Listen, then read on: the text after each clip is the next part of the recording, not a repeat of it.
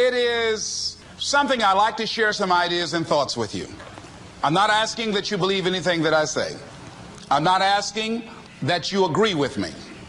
I'm merely asking that you stand on and in the conversation that we'll share with you this evening. And if there's something that I say that can fit and work for you, I say use it. If not, discard it and let it be. Is that all right? Yeah. Say, that's fair enough. Very good. All right. One of the things I have realized, and many of us have, that if you want something out of life, if you want to change yourself, if you want to acquire something, if there's some goal that you want to reach, that is really not easy as some people will make us feel. That living your dream, changing your behaviors, overcoming negative habits, it's challenging. It's hard. That living alone is just very difficult. And once we begin to come to grips with the fact that living is difficult, life is very challenging. I heard a song once by a guy named Dimples called, "If it ain't one thing, it's another." I say to you, if it ain't one thing, it's 12 others. Always something. You will never ever have a problem-free moment in life. Somebody said, and I like this, that you either in a problem or just left one or headed toward one. Anybody found that to be so? Raise your hand if you know what I'm talking about. I mean, there's always something. So how do we begin to nurture that hunger? What are the characteristics or the qualities of people that are hungry? What will it take for me to get some of the things that I want? And being hungry for those things. Number one, you've got to work on yourself. It's very important that you engage in an ongoing process to develop you. Spend more time on yourself than what you've been spending. It's very important. You owe that to yourself. I was reading a book by Og Mandino called The University of Success. Read one line, gave me a chill. I didn't have to read anything else in the book. He said, many of us never realize our greatness because we become sidetracked by secondary activity. We spread ourselves too thin. Don't know how to say no. And we find ourselves doing all kinds of things and never ever have time to do those things that we need to do to work on ourselves. And then there goes a second. There goes another second. There goes another second. And we can't stop and hold time. And before you know it, you wake up one day and you're behind in your dreams and your bills.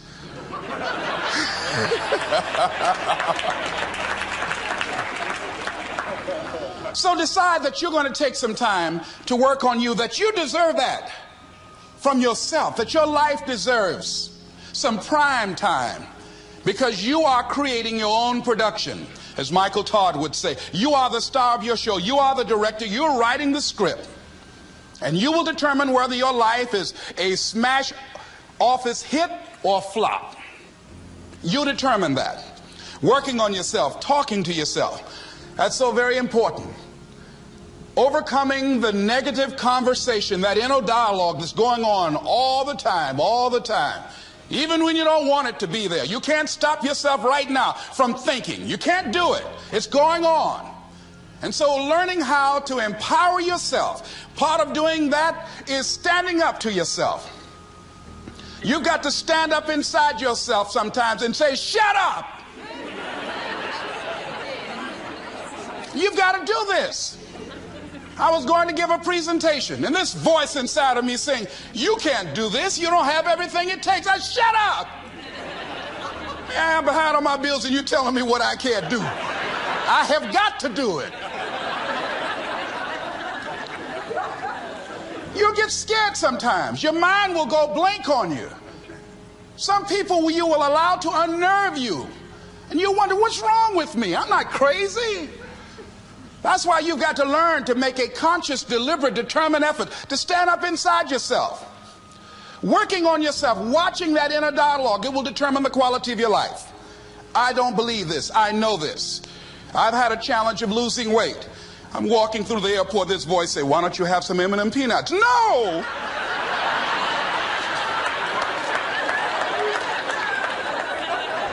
Well, just one.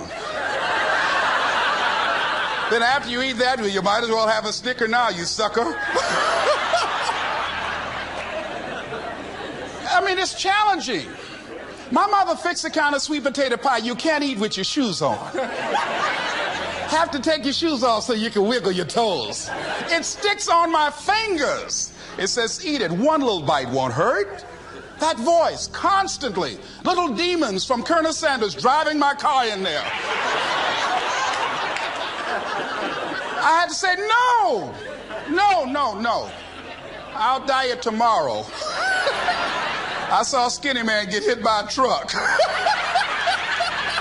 Had he had a little bit more weight, he might have lived, you know. Some of you know what I'm talking about. Raise your hand if you know that. That voice is awesome. So you have got to stand up to that voice. When you're working on something you want to achieve, you have got to stand up to that voice. You've got to sell yourself every day on your abilities, on what you're doing, on the goal that you want to reach. You've got to sell yourself every day, according to your level of belief. It will manifest itself in what you're doing. Whatever we have right now, whatever we're demonstrating in our lives, is a result of what we believe subconsciously that we deserve. And part of increasing that belief level is that you have got to convince yourself every day. You've got to sell yourself. I do a lot of training for many corporations, and I conduct sales seminars, and I've heard all kind of guys doing techniques and training people techniques of how to close sales and how to work with and begin to control the sale and how to ask for the close. Let me share something with you. You can learn all the techniques in the world. If you don't believe in yourself, it won't happen for you. I learned all of it. So that's why I do a training called Focus on the Seller. You've got to focus on you. And as you convince you, as you sell yourself every day, you will begin to see a difference in the things that you're doing. Selling yourself on your ability to perform a job, to achieve a certain objective. Telling yourself every day, here I go again. And I got what it takes. This is my day. And nothing out here is going to stop me. And when you go out there, life say, come over here.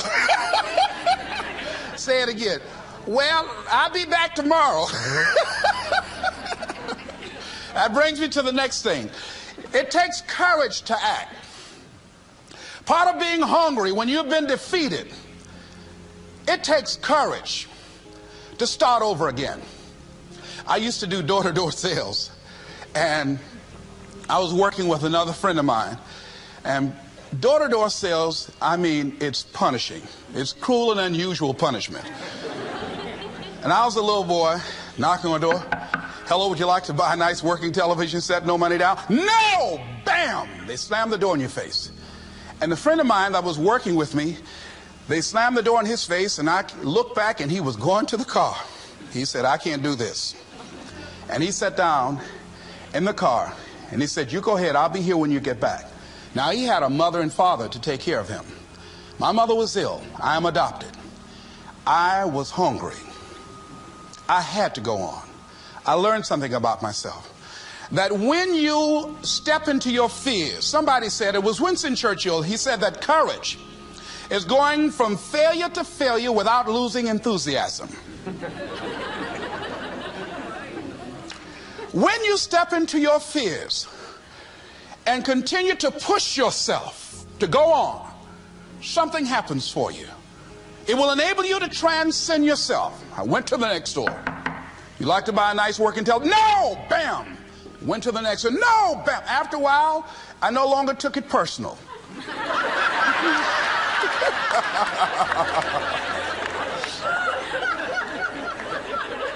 And I began to play a game. I said, well, I know there's a yes out here somewhere.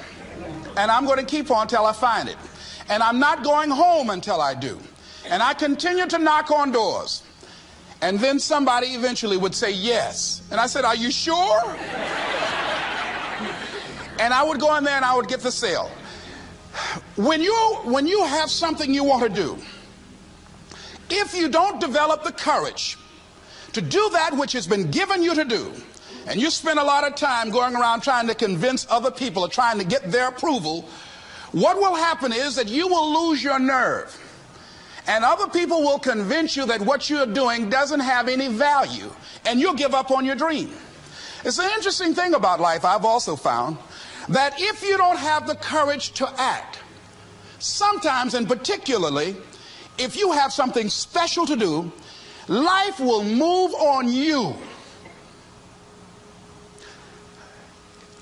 If it were not for life, I would still be a disc jockey. I didn't just leave voluntarily to go to the state legislature. I was fired.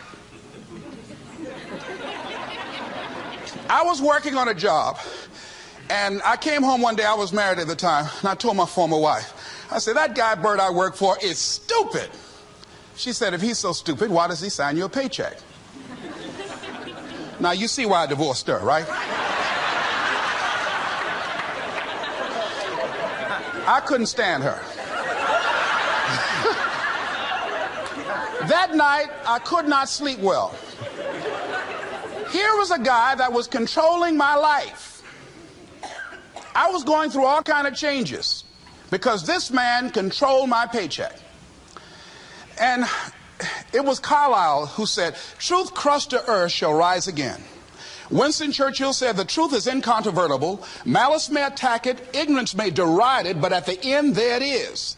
And we know scripture that says, ye shall know the truth, and the truth shall set you free. And the truth that I had to come to grips with, that I wasn't in charge of my destiny. The truth was that I wasn't giving all that I had. The truth was that there are some things that I wanted to do, but I didn't have the courage to act on those things. And the truth was that Bert Childs was a blessing to me. He made life so miserable for me, I had to start looking at my life differently. I started going to work earlier. I started being the last one to leave there. I started working harder than anybody else. The other guys could not. Why would you work so hard, Les? I said, I'm not working for them. I have been cheating, Bert, I thought. I've been cheating myself and my family. Wherever you are, whatever you're doing, do it with everything that you have. Develop the habit of giving more than what you're paid for. Develop the habit of setting standards that others will be measured by. Someone said, do not go where the path may lead, but go where there's no path and leave a trail. All right? It is easy to be negative today. It is easy to have low morale today. I was at a corporation and they're going through downsizing and going to lay off some 1,500 people over the next few weeks. It's very depressing there. And those people that stay there 9 times out of 10, they're just going to do just enough to keep from getting fired. Anybody can do that. But if you can begin to harness yourself and say that where I am, I'm going to do the best I can with what I got, because that is an expression of who I am. If you get into the habit of just being mediocre, it will become a part of your consciousness. If you get in the habit of giving less than what you have it within you to give, it will begin to reflect itself in your personality. It will begin to damage you psychologically. And you don't want to be a part of that kind of self-destructive behavior. And so you want to set some high standards for yourself. The next thing, part of what feeds that hunger, you've got to develop a sense of urgency.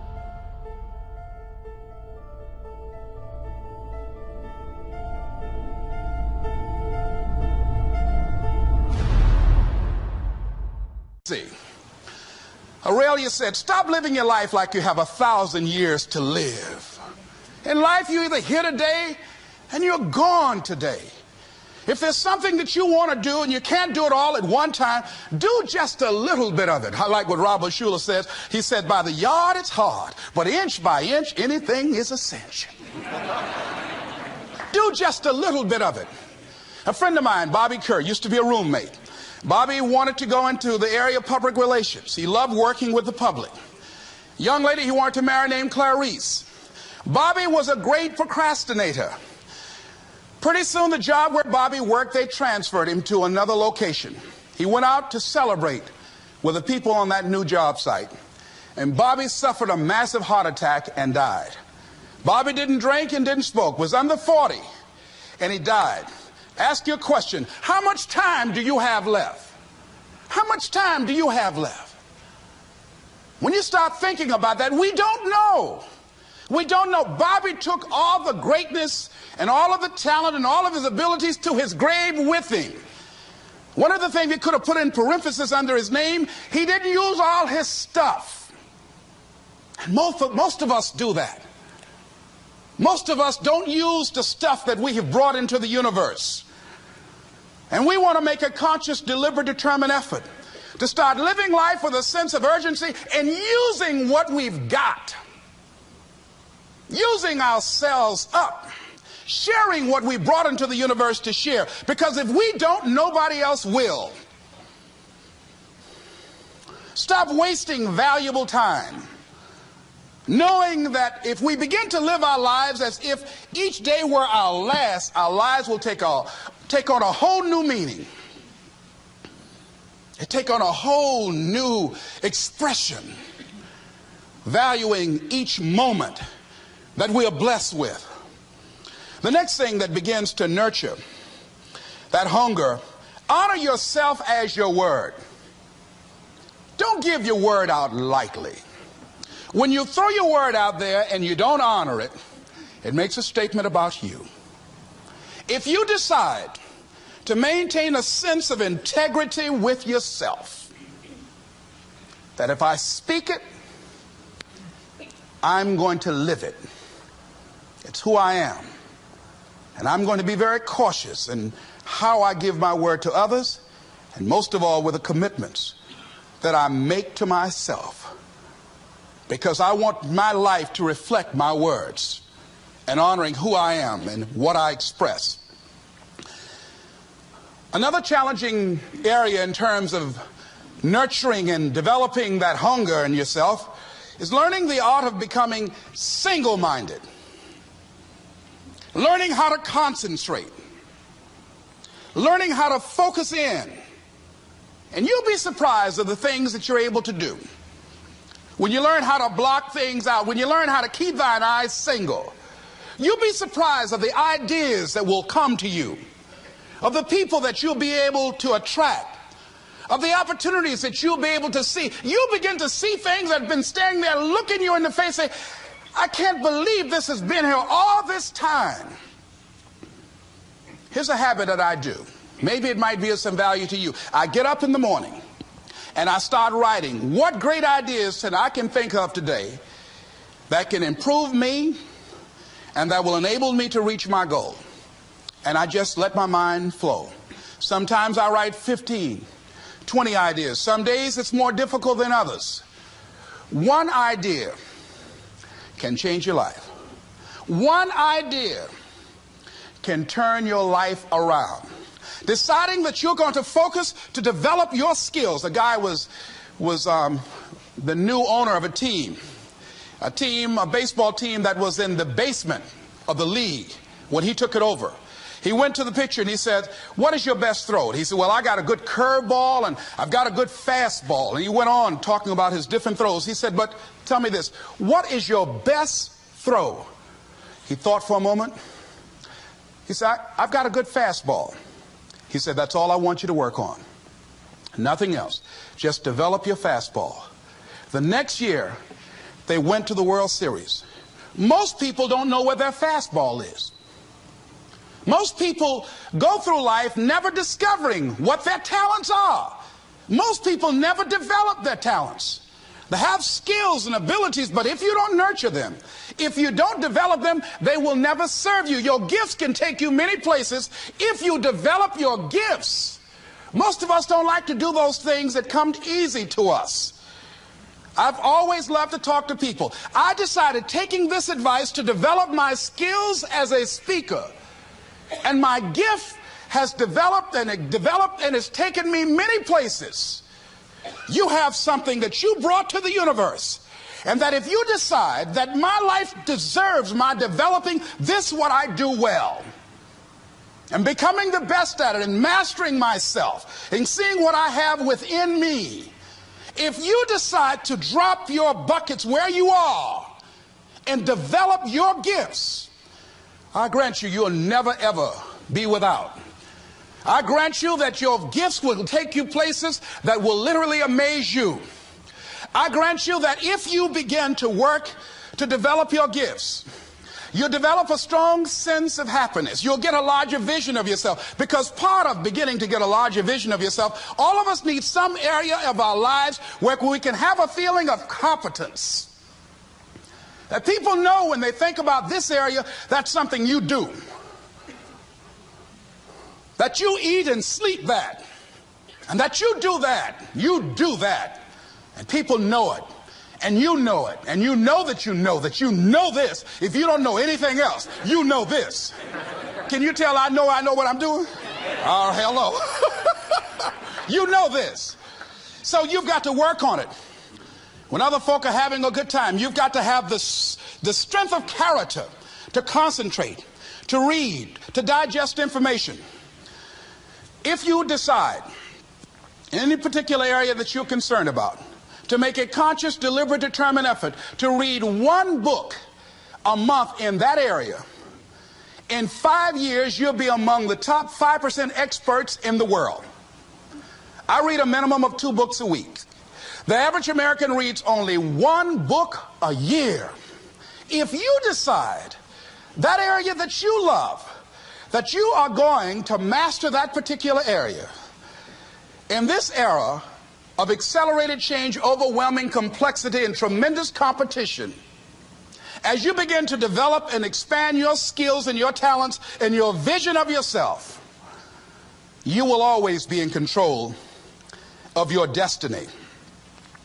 The next thing is, whatever it is that you want to do, you want to do it massively. I have a friend who was telling me that his sales were down. I said, well, how many phone calls you make a day? He said, 25. I said, double them. Make 50 or 75 or 100.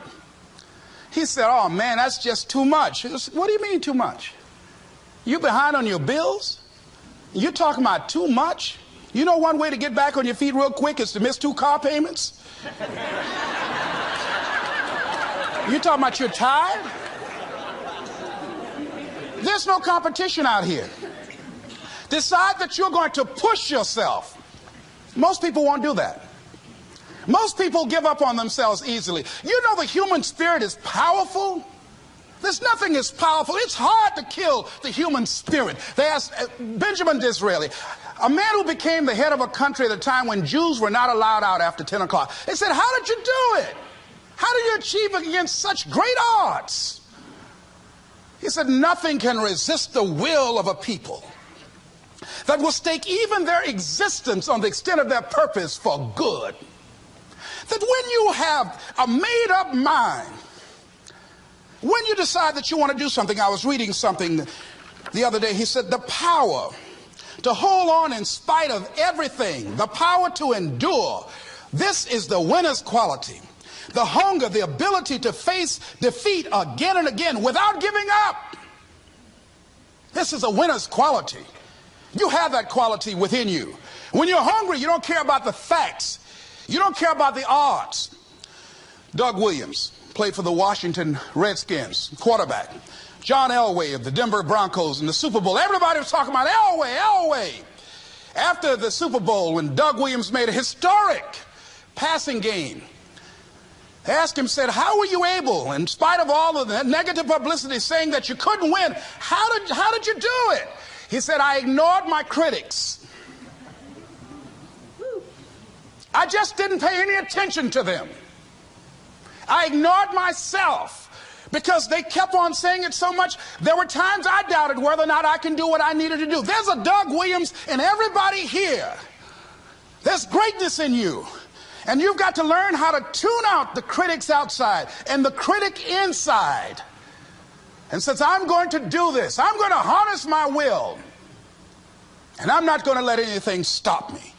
I deserve this. I'm going to do it until. And this friend, I told him, said, start increasing your calls. I said, I make 100 calls a day. I got a callus in my ear. My ear kind of dark. You can't see it, but it's there.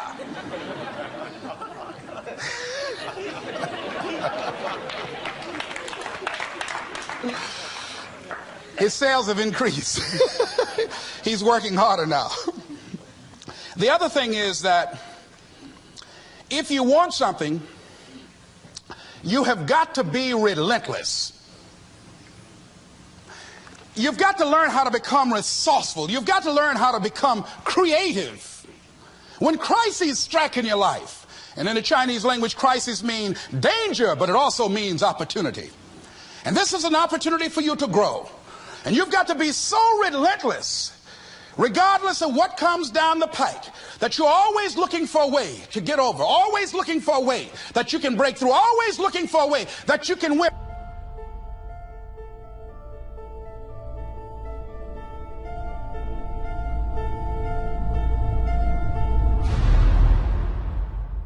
And always looking for a way that you can strike a telling blow. And pretty soon, I think there's some people watching us in the universe that say, wait, let's call a meeting over here. You know that guy Mustafa? Look at him down there. He won't stop. Just that fool don't know he can't get over. Look here. Why don't we do this? Let him go and let's mess with somebody else. Just let him go on through.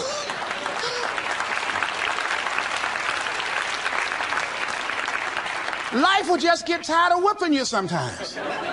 And just say, just let this one go.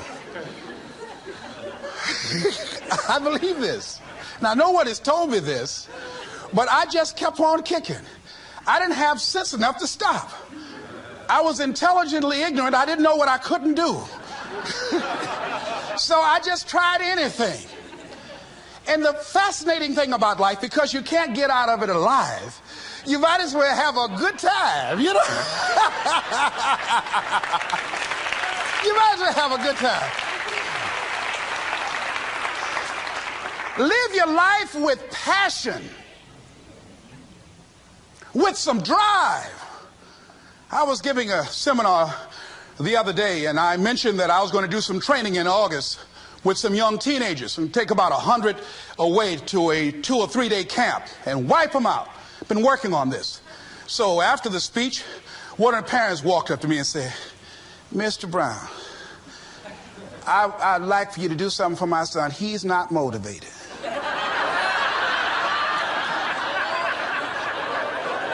I said, I wonder why.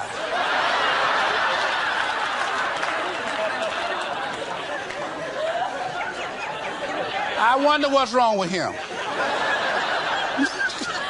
He had no fire whatsoever. See, what you do speaks so loudly, folk can't hear what you're saying. And so if you don't have any fire, you know, you've got to watch the people, the relationships that you develop. Have people of kindred mindsets. If you're around folk who are dead and negative all the time, they will affect you.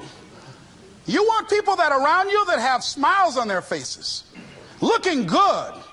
I was telling a group last week, Abraham Lincoln refused to hire a guy because of his face.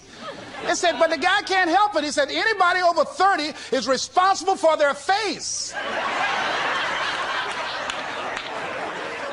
If you have some depressing face looking at you every day, it affects your blood pressure. Keep these dead faces away from you. It's contagious. This is serious.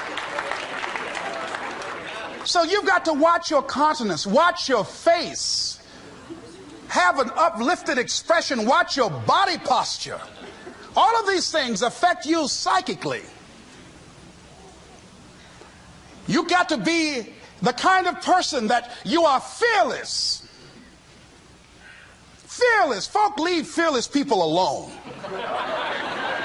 There's some people walk through a neighborhood and every dog in the neighborhood would bark at them.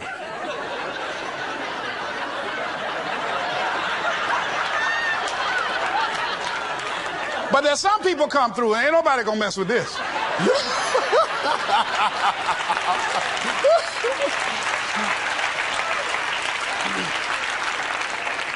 You are unstoppable.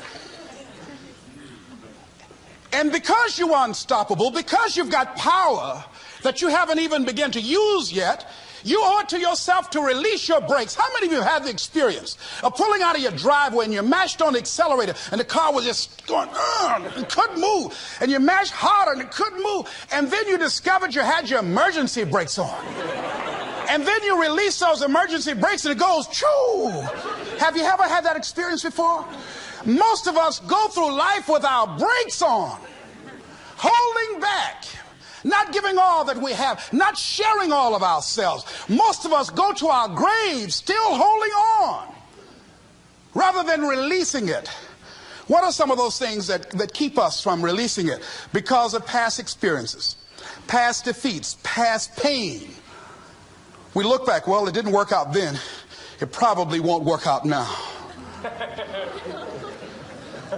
Many people get confused their performances with who they are. I was reading Pat Riley, the coach of the Los Angeles Lakers.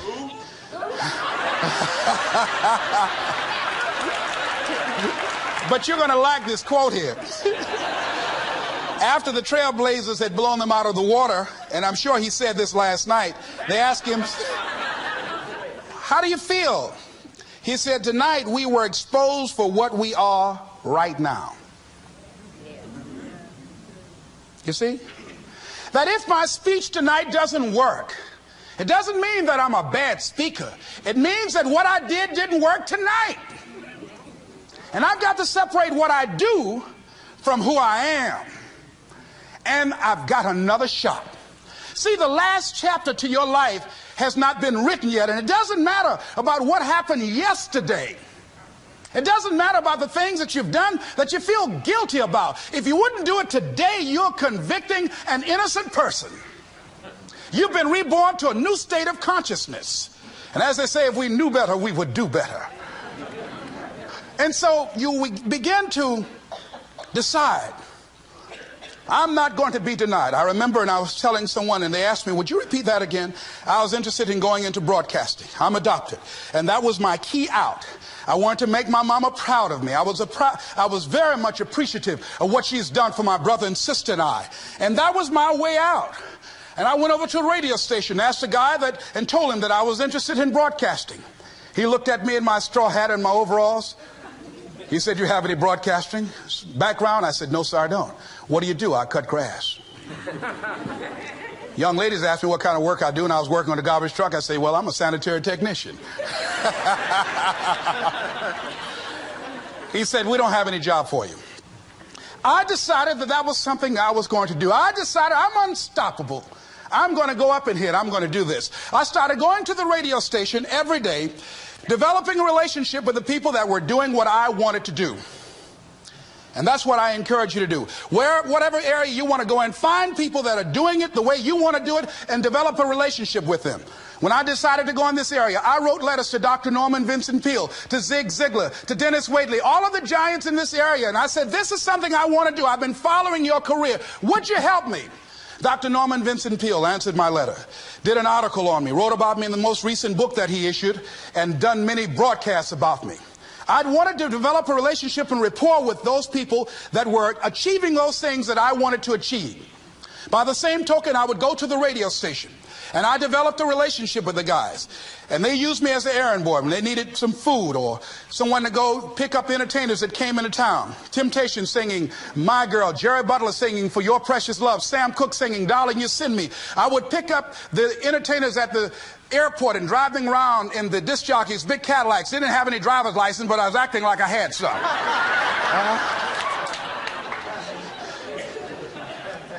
Every day I used to go home and work on my communication skills, developing myself. It was Whitney Young. He said, it's better to be prepared for an opportunity and not have one than to have an opportunity and not be prepared. Start working and developing yourself now and prepare yourself for what it is that you want, because you expect to get it. And when the disc jockeys were in the control room, I would go in and watch them and develop a trust level, and they would let me stay, and I would watch and observe them working the controls. When you want something out of life, don't worry about how you're going to get it. How is none of your business. The most difficult thing it is to hold the vision. It's to hold the vision. So there I was at the radio station. A guy was on the air and he started to drink by the name of Rock. I was outside the window looking at him and watching. Hungry and ready, saying, drink, Rock, drink. Pretty soon the phone rang. It was the general manager. I said, hello? He said, Les, this is Mr. Klein. I said, I know. He said, Rock can't finish his program. He's slurring his words. I said, I know. Can you work the controls until one of the other disc jockeys come in? Would you call them? I said, yes, sir. I hung the phone up. I said, now he must be thinking I'm crazy. I called my mom and my girlfriend Cassandra. I said, y'all come out on the front porch and turn up the radio. I'm about to come on the air.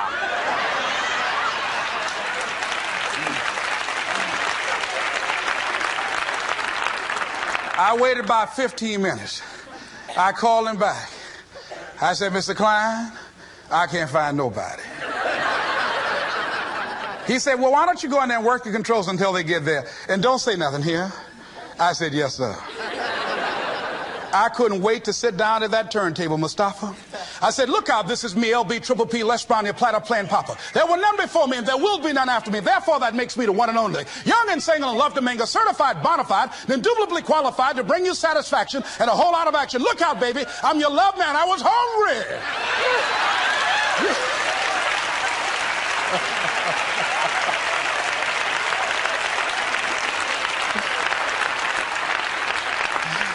Shake somebody's hand on your right and left and say, you've got to be hungry.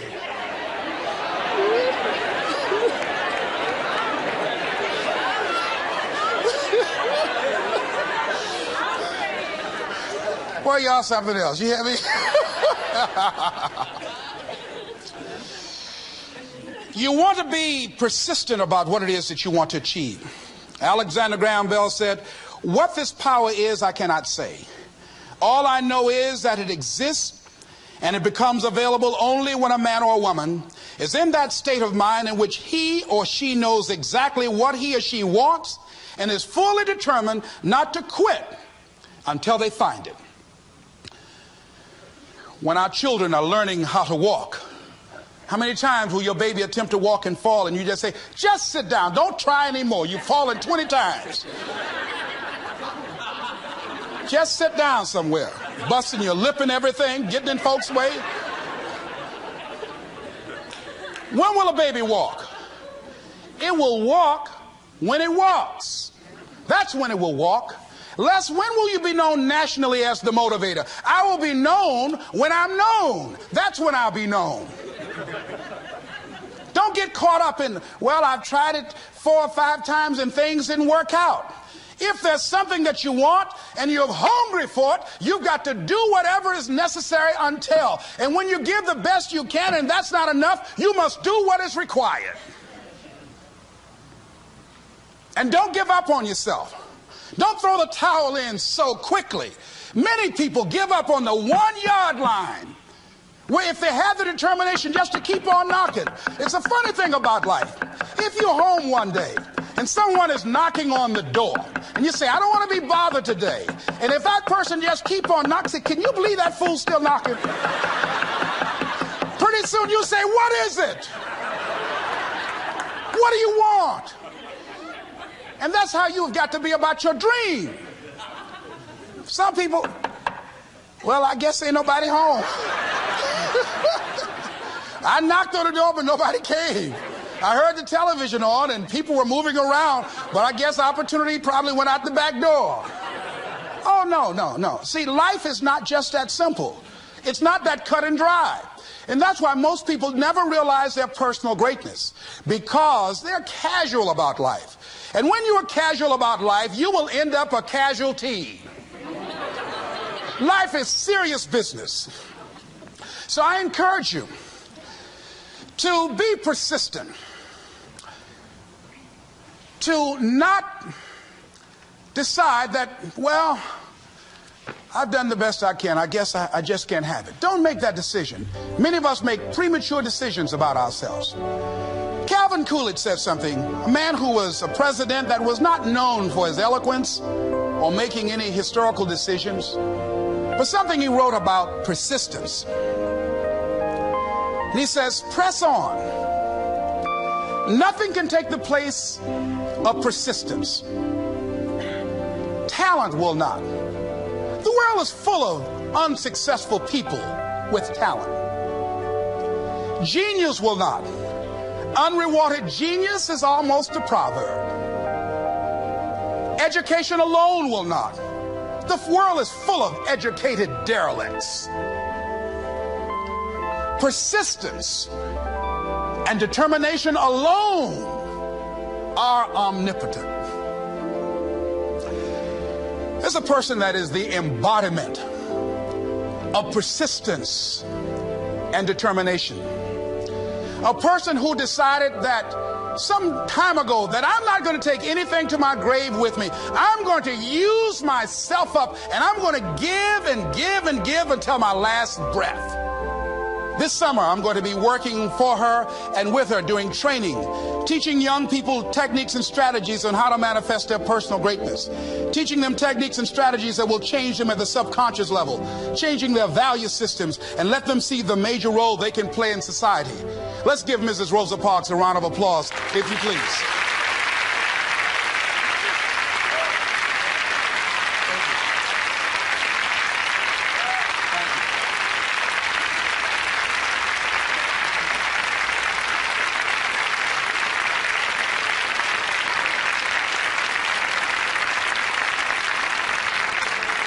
Here we are in the presence of greatness.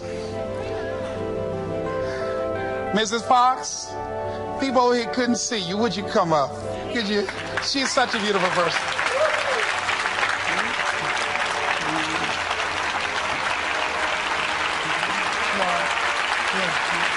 Beautiful person.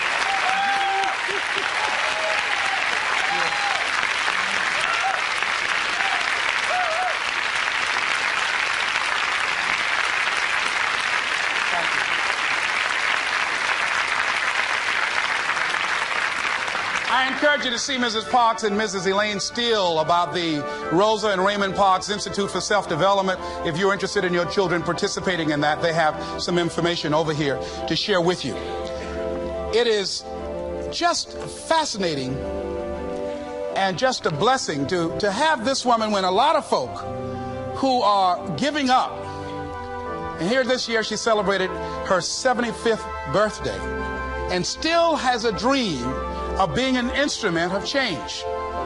And there is a Rosa Parks in all of us who made a decision at one point in time, standing on the platform of oughtness, as Immanuel Kant talks about in a book called Critique of Pure Reasoning, that there's certain things we know we ought to do.